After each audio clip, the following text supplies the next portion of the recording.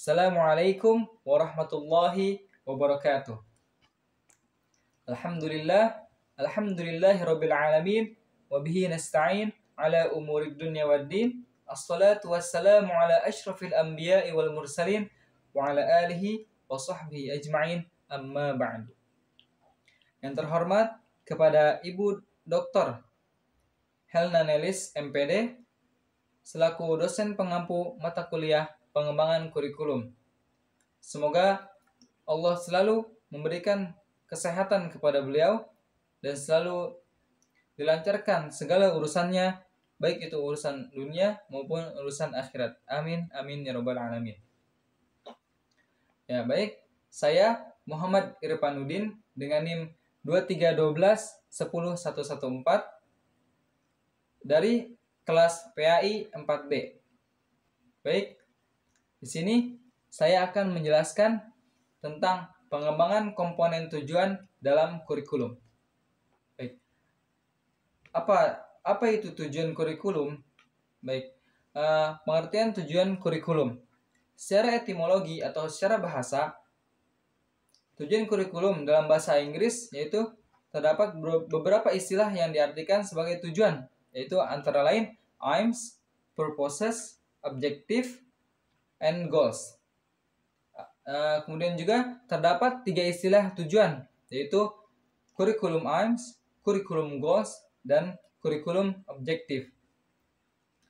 Aims lebih menggambarkan tujuan-tujuan hidup yang diharapkan berdasarkan pada ideologi atau nilai serta tidak berhubungan langsung dengan sekolah. Kemudian pengertian tujuan secara terminologi atau secara istilah. Tujuan dari pendidikan adalah adanya proses perubahan pada perkembangan seseorang yang terjadi secara alami untuk menuju kedewasaan. Seseorang yang dikatakan dewasa jika ia tidak memiliki kematangan baik dari segi biologis, jasmaniah, atau fikir, rasa, dan karsa, bahkan secara moral, dalam arti bertanggung jawab, sadar, dan normatif. Kemudian, adapun menurut para ahli pendidikan, yaitu tujuan pendidikan pada hakikatnya merupakan rumusan-rumusan dari berbagai harapan ataupun keinginan manusia. Nah, jadi hal ini sejalan dengan pandangan Imam Al-Ghazali yang merumuskan tujuan pendidikan apa? Yaitu sesuai dengan pandangan dan falsafah hidup manusia. Tujuan kurikulum juga disusun secara bertingkat, mulai dari yang paling umum sampai yang paling spesifik atau operasional. Tujuan kurikulum terbagi dari 3 level atau tingkatan, yaitu tujuan jangka panjang, tujuan jangka menengah, dan tujuan jangka pendek. Nah, tujuan jangka panjang menggambarkan bagaimana agar tercapainya hidup atau agar tercapainya tujuan hidup keadaan ke depan yang dibesarkan atau didasarkan pada nilai filsafat. Kemudian tujuan jangka menengah yaitu merujuk pada tujuan lembaga sekolah, yaitu SD, SMP, SMA, dan lain-lainnya. Yang terakhir yaitu tujuan jangka pendek atau disebut dengan objektif, yaitu tujuan yang dikhususkan untuk dicapai pada pembelajaran di kelas. Misalnya, peserta didik dapat mempraktekkan sholat dan sebagainya. Kemudian B, hierarki tujuan kurikulum. Sistem pendidikan nasional yang terdapat pada Undang-Undang Republik Indonesia Nomor 20 Tahun 2003 mengatur tentang terciptanya tujuan pendidikan. Nah, ada beberapa tujuan di bawah tujuan nasional. Apa? Yaitu tujuan yang pertama terdapat tujuan nasional, yang kedua yaitu terdapat tujuan kelembagaan atau tujuan institusional. Kemudian yang ketiga yaitu tujuan mata pelajaran atau disebut dengan tujuan kurikuler. Dan yang terakhir, yang keempat yaitu tujuan pembelajaran atau disebut dengan tujuan instruksional. Nah, jadi semua tujuan ini saling berkaitan satu sama lain. Baik, yang pertama dari hierarki tujuan kurikulum yaitu tujuan nasional. Apa itu tujuan nasional? Tujuan pendidikan nasional terdapat pada pasal 3 Undang-Undang Sistem Pendidikan Nasional nomor 20 tahun 2003, yaitu berkembangnya peserta didik agar menjadi manusia yang beriman dan bertakwa kepada Tuhan Yang Maha Esa, berakhlak mulia, sehat berilmu, cakap, kreatif, mandiri, dan menjadi warga negara yang demokratis serta bertanggung jawab. Nah, apabila dicermati secara umum, isi dari tujuan pendidikan nasional sudah memuat ranah kognitif, ranah afektif, dan ranah psikomotorik. Ranah afektif berisi tentang beriman dan bertakwa kepada Tuhan Yang Maha Esa, berakhlak mulia. Kemudian ranah kognitif berisi tentang sehat berilmu, cakap.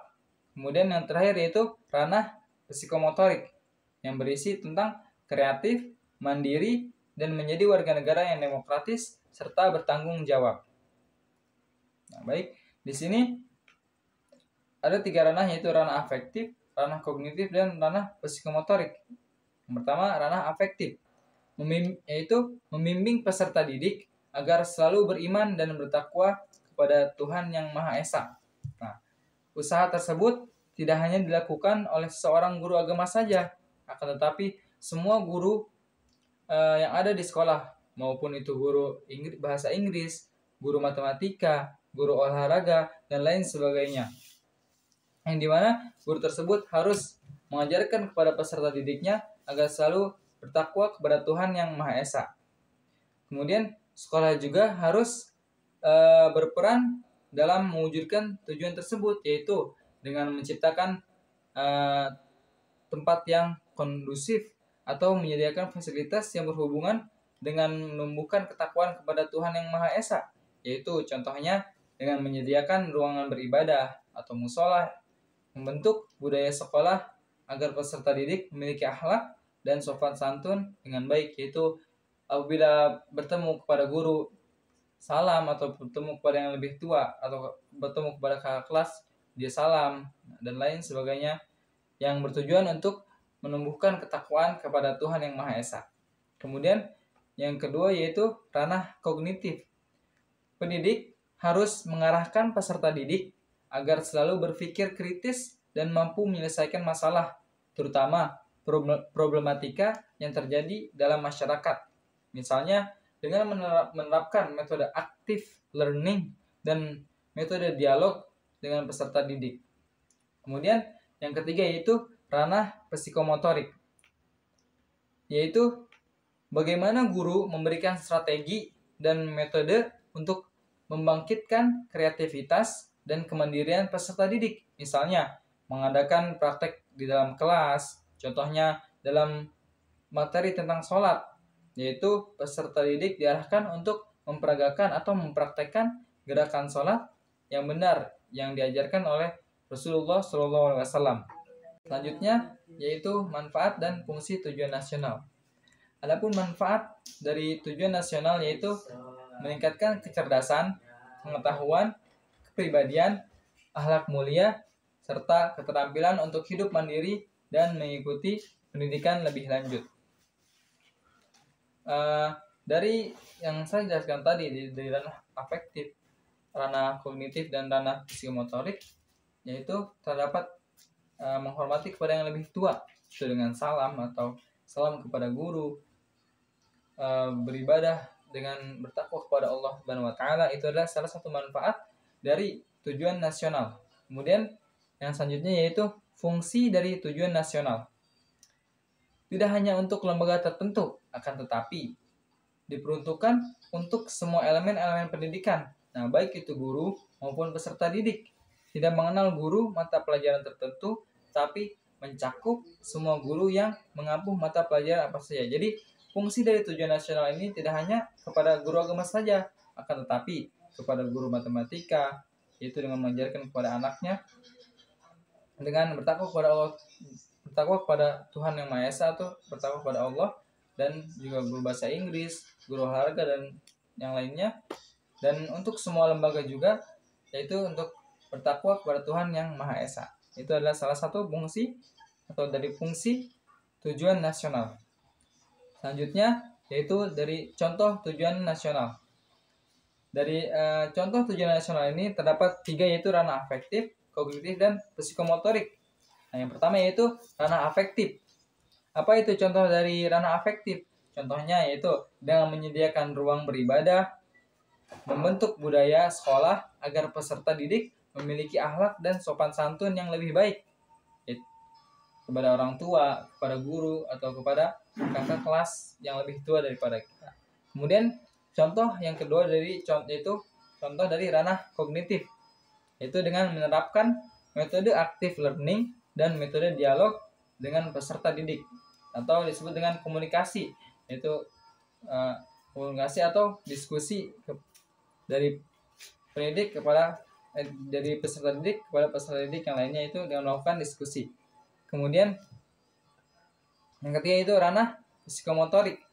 Contoh dari ranah psikomotorik itu misalnya mengadakan praktek di dalam kelas. Contohnya dalam materi tentang sholat, yaitu peserta didik diarahkan untuk memperagakan gerakan sholat yang benar, yaitu praktek sholat, misalnya praktek sholat subuh atau praktek wudhu dan lain sebagainya. Itu adalah salah satu contoh dari ranah psikomotorik, itu dari contoh tujuan nasional.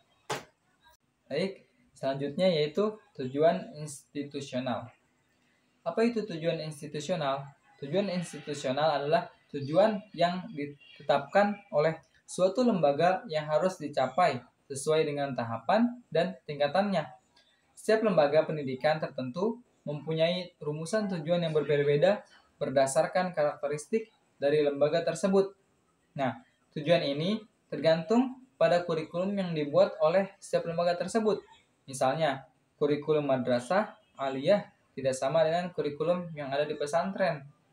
Karena madrasah aliyah dengan pesantren salafi itu mempunyai kurikulum yang berbeda.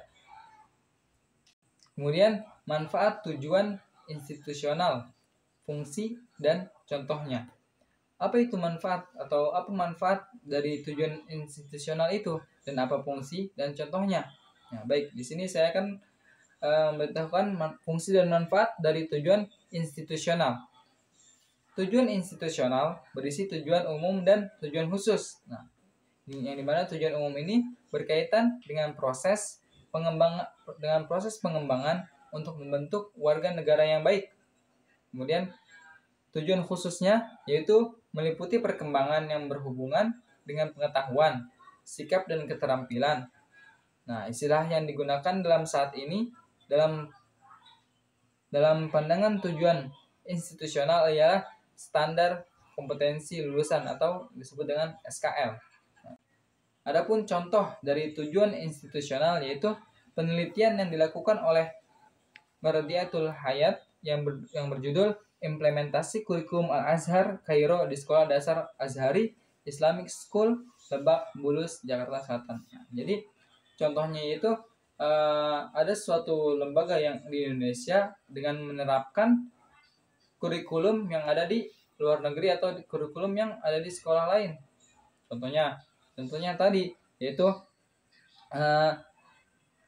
lembaga sekolah yang ada di Lebak Bulus yaitu menerapkan kurikulum Al-Azhar Kairo Mesir, yaitu mungkin dengan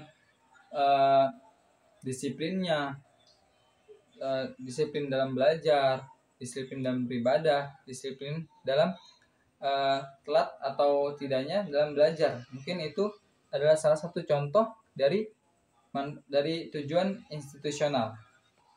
Baik, yang selanjutnya yaitu tujuan kurikuler. Apa itu tujuan kurikuler? Tujuan kurikuler adalah merupakan kegiatan pembelajaran aktif, kreatif, efektif, dan menyenangkan yang dilakukan dalam sekolah atau pada saat proses pembelajaran. Nah, tujuan ini juga dikatakan sebagai tujuan dari segala mata pelajaran atau bidang studi berdasarkan bidang keilmuannya. Nah, tujuan kurikuler ini juga dapat didependensikan sebagai kualifikasi yang harus dimiliki oleh siswa setelah mereka menyelesaikan suatu bidang studi tertentu dalam suatu lembaga pendidikan. Agar tercapainya tujuan kurikuler, maka pendidik harus merancang silabus. Nah, silabus diartikan apa itu silabus? Silabus diartikan sebagai salah satu rencana pembelajaran pada suatu kelompok mata pembelajaran atau tema yang di dalamnya terdapat SK, KD, materi pembelajaran, kegiatan pembelajaran, indikator pencapaian kompetensi, penilaian, alokasi waktu, dan sumber belajar. Nah, hal ini bermuat dalam Peraturan Pemerintah Republik Indonesia Nomor 19 Tahun 2005 tentang Standar Nasional Pendidikan Pasal 20. Kemudian, adapun manfaat dan fungsi dari tujuan kurikuler, yaitu manfaatnya dapat merancang silabus agar pembelajaran di dalam kelas berlangsung secara interaktif, inspiratif, dan menyenangkan. Kemudian, adapun fungsi dari tujuan kurikuler, yaitu dapat mendukung dan mengarahkan untuk mencapai tujuan institusional karena semua unsur yang disusun dalam tujuan kurikuler adalah mengacu pada tujuan institusional. Maka, tujuan kurikuler ini bisa disebut barometer apakah tujuan institusional sebagai harapan atau tidak. Jadi, fungsi dari tujuan kurikuler ini adalah membantu untuk mensukseskan tujuan yang ada pada tujuan institusional. Baik, selanjutnya yaitu dari contoh tujuan kurikuler.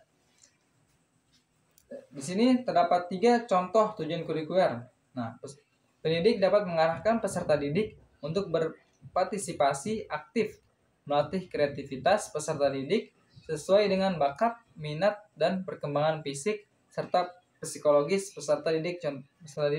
Contohnya, yang pertama yaitu dengan melakukan diskusi dan kritis. Kemudian yang kedua itu dengan mengadakan kursus olahraga seperti bola atau bola voli, bola futsal, dan lain sebagainya. Kemudian yang ketiga yaitu mengadakan kursus seni seperti seni lukis atau seni gambar, seni bela diri, dan lain-lain sebagainya.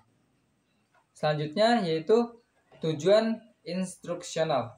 Apa itu tujuan instruksional? Tujuan instruksional merupakan tujuan yang harus diraih oleh setiap inti materi pembahasan yang ingin disampaikan melalui proses pembelajaran. Nah, tujuan ini dibagi menjadi 2, yaitu tujuan umum dan tujuan khusus. Apa tujuan umumnya? Tujuan yang umum ini membahas tentang segala perilaku yang tidak bisa diukur. Kemudian yang kedua yaitu tujuan khusus, menunjukkan perilaku yang dapat diukur. Itu disebut dengan measurable dan diamati observable. Selanjutnya yaitu manfaat dan fungsi tujuan instruksional. Apa itu manfaat dari tujuan instruksional? Manfaatnya yaitu baik umum maupun khusus adalah sebagai dasar dalam. Yang pertama yaitu menyusun instrumen tes, pretest atau post-test. Kemudian yang kedua, merancang strategi instruksional. Yang ketiga yaitu menyusun spesifikasi dan memilih media yang cocok. Kemudian yang keempat yaitu melaksanakan proses belajar. Nah, adapun fungsi dari tujuan instruksional yaitu merujuk pada peran atau tujuan dari suatu proses pengajaran dan pembelajaran. Nah, berikut adalah beberapa fungsi instruksional. Yang pertama yaitu menyampaikan pengetahuan, yang kedua mengembangkan keterampilan, yang ketiga yaitu mendorong pemikiran kritis, kemudian yang keempat yaitu membina karakter. Nah, selanjutnya contoh tujuan dari instruksional. Contohnya dari penerapan instruksional adalah dalam mata pelajaran Al-Quran dan Hadis. Nah, di sini terdapat 2 contoh yaitu tujuan yaitu tujuan umum dan tujuan khusus. Dalam tujuan umum yaitu peserta didik akan dapat memahami pengertian dari Al-Quran dan Hadis. Nah, adapun tujuan khususnya yaitu menjelaskan pengertian Al-Quran dan Hadis disertai ciri-ciri yang membedakan keduanya. Selanjutnya yaitu C. Taksonomi tujuan. Apa itu taksonomi tujuan? Kemudian secara etimologi, kata taksonomi yaitu berasal dari bahasa Yunani yaitu taksis dan normos dan nomos. Taksis berarti pengaturan atau divisi dan nomos berarti hukum. Jadi, secara etimologi, taksonomi dapat diartikan sebagai hukum yang mengatur sesuatu. Taksonomi dapat diartikan sebagai pengelompokan sesuatu hal berdasarkan hierarki atau berdasarkan hierarki tertentu, di mana taksonomi yang lebih tinggi bersifat lebih umum dan taksonomi yang lebih rendah bersifat lebih spesifik. Taksonomi dapat digambarkan seperti sebuah hubungan antara ayah dan anak yang berada dalam satu struktur hierarki yang berhubungan antara satu sama dengan yang lain. Selanjutnya yaitu D. Pengertian indikator pencapaian tujuan. Indikator pencapaian tujuan pembelajaran adalah petunjuk atau penunjuk yang digunakan untuk mengukur kemajuan dan pencapaian siswa dalam mempelajari suatu materi atau konsep tertentu. Nah, indikator ini berfungsi untuk menjelaskan secara kualitatif atau kuantitatif apa yang harus dicapai atau dipahami oleh siswa sebagai hasil dari pembelajarannya. Nah, indikator pembelajaran ini biasanya dirumuskan dengan menggunakan kata kerja operasional yang dapat diobservasi atau diukur. Nah, adapun contoh indikator pembelajaran dalam mata pembelajaran matematika adalah sebagai berikut. Yang pertama yaitu memecahkan masalah matematika yang melibatkan persamaan linear dengan satu variabel. Yang kedua yaitu memodelkan masalah ke dalam bentuk persamaan matematika. Yang ketiga yaitu melakukan operasi pada pecahan dengan tepat. Baik, selanjutnya yaitu E. Fungsi indikator pencapaian tujuan. Pada dasarnya, indikator merupakan penanda terjadinya suatu perubahan di dalam kegiatan atau kejadian tertentu. Mengacu pada penjelasan pengertian indikator di atas, adapun beberapa fungsi indikator adalah sebagai berikut. Yang pertama yaitu sebagai alat petunjuk atau penunjuk adanya perubahan di dalam suatu kegiatan atau kejadian tertentu. Yang kedua yaitu sebagai pedoman bagi pengguna dalam menyusun alat ukur. Kemudian yang ketiga yaitu sebagai pedoman dalam merencanakan dan melaksanakan segala sesuatu yang berhubungan dengan suatu kegiatan. Yang keempat yaitu sebagai pedoman dalam upaya mengembangkan suatu kegiatan sesuai dengan karakteristik, potensi, kebutuhan, dan lingkungan. Kemudian yang terakhir yaitu sebagai pedoman dalam memberikan penilaian terhadap hasil suatu kegiatan. Selanjutnya yaitu F. Langkah-langkah merumuskan indikator pencapaian. Di sini terdapat 5 langkah-langkah. Yang pertama yaitu identifikasi tujuan pembelajaran. Kemudian yang kedua, pisahkan pengetahuan, keterampilan, dan sikap. Yang ketiga, tentukan indikator untuk setiap tujuan. Yang keempat, pastikan spesifik dan struktur dan terukur. Yang kelima yaitu rancang metode penilaian. Nah, dalam merumuskan indikator ketercapaian tujuan pembelajaran yang efektif membutuhkan pemahaman yang mendalam, yaitu tentang materi pembelajaran dan tujuan yang ingin dicapai. Nah, langkah-langkahnya tadi yang telah saya sebutkan. Yang pertama yaitu identifikasi tujuan pembelajaran. Apa itu identifikasi tujuan pembelajaran? Yaitu dengan mengidentifikasi tujuan pembelajaran yang ingin dicapai, tujuan. Nah, tujuan ini harus jelas dan spesifik sehingga dapat menjadi panduan dalam merumuskan indikator. Yang kedua yaitu pisahkan pengetahuan, keterampilan, dan sikap.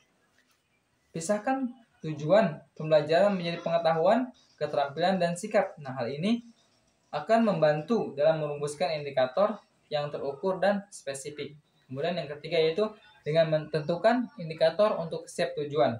Nah, dengan menentukan indikator untuk setiap tujuan pembelajaran, nah indikator ini harus mencapai aspek-aspek yang relevan dengan tujuan tersebut. Yang keempat yaitu pastikan spesifik dan terukur. Setelah merumuskan indikator, rancang metode penilaian yang sesuai untuk mengukur pencapaian tujuan pembelajaran. Nah, metode penilaian ini harus objektif dan dapat memberikan informasi yang akurat tentang tingkat pemahaman dan pencapaian peserta didik. Baik, selanjutnya yaitu cara merumuskan tujuan. Ada 3 cara yang dapat kita gunakan dalam merumuskan tujuan pembelajaran, yaitu yang pertama, merumuskan tujuan pembelajaran secara langsung berdasarkan CP. Kemudian yang kedua yaitu menganalisis kompetensi dan lingkup materi pada CP. Kemudian yang terakhir yaitu merumuskan tujuan pembelajaran lintas elemen CP. Nah, dari ketiga elemen alternatif cara tersebut, kita dapat memilih yang dirasa nyaman atau sesuai dengan kebutuhan mata pelajaran kita, atau mengembangkan cara sendiri dengan menggunakan prinsip yang sama. Nah, kita juga bisa memodifikasi tujuan pembelajaran yang sudah tersedia, seperti di PMM, dengan tetap menyesuaikan pada kebutuhan dan proses belajar masing-masing. Baik, mungkin itu saja penjelasan dari pengembangan komponen tujuan dalam kurikulum yang mungkin saya dapat sampaikan. Kurang lebihnya mohon maaf. Assalamualaikum warahmatullahi wabarakatuh.